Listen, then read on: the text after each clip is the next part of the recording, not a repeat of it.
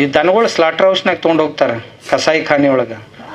ಮಾಂಸ ಎಲ್ಲ ಮಾರಾಟ ಆಕತಿ. ಕಾಲಾಗ ಕೈಯಾಗ ಬಿದ್ದಿದ್ದಿರ್ತೈತಲ್ಲ ಅದನ್ನೆಲ್ಲ ತೊಳೆದು ಒಂದು ದೊಡ್ಡ ಕಡಾವಿಯೊಳಗ ಕುದಿಸ್ತಾರ. ಕತ ಕತ ಕತ ಕತ ಕುದಿಸಿ ಅದ್ರೊಳಗೆ ಅರ್ಕ ತಯಾರಾಗ್ತೈತಿ. ಅದಕ್ಕೆ ಅನಿಮಲ್ ಫ್ಯಾಟ್ ಅಂತ ಕರೀತಾರ.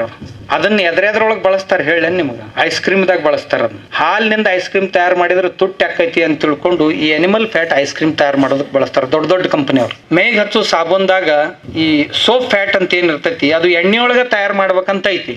ಆ ಎಣ್ಣೆ ಬಳಸಿದ್ರೆ ಹೆಚ್ಚು ಖರ್ಚಾಕೈತಿ ಅಂತ ತಿಳ್ಕೊಂಡು ಈ ದನದ ನೆಣ ಐತಲ್ಲ ಇದನ್ನ ಬಳಸ್ತಾರೆ. ಯಾರು ಟೂತ್ ಪೇಸ್ಟ್ ಐತಲ್ಲ ಆಗ್ಲೇ ನಮ್ಮ ಇವ್ರು ಹೇಳಿದ್ರು ಅದ್ರಾಗ ಇರುದಿದ. ನಾವೆಲ್ಲರೂ ಶಾಕಾಹಾರಿಗಳು. ಬೆಳಿಗ್ಗೆ ಎದ್ದು ಕೂಡಲೇ ಮಾಂಸದಿಂದನ ಹಲ್ತಿಕ್ಕು. ಸಣ್ಣ ಹುಡುಗರಿಗೆ ತಿನ್ನಾಕ ಕರ್ದ ಪದಾರ್ಥಗಳು ಏನೇನು ಬರ್ತಾವಲ್ಲ, ಕುರ್ಕುರೆ ಅಂತ ಬರ್ತೈತಿ, ಕೊಳವೆ ಅಂತ ಬರ್ತಾವು, ಆಮೇಲೆ ವಡ ಅಂತ ಇರ್ತಾವು, ಬಜಿ ಅಂತ ಇರ್ತಾವು. ಟೇಸ್ಟ್ ಬರ್ಬೇಕಾಗಿತ್ತು ಅಂತಂದ್ರೆ ಇದ್ರಾಗ ಕರಿಬೇಕಾಗ.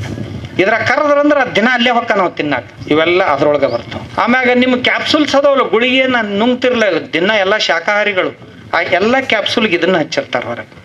ಇದನ್ನ ಹಚ್ಚಬೇಕಾಗತ್ತೆ ಅಲ್ಲಿ.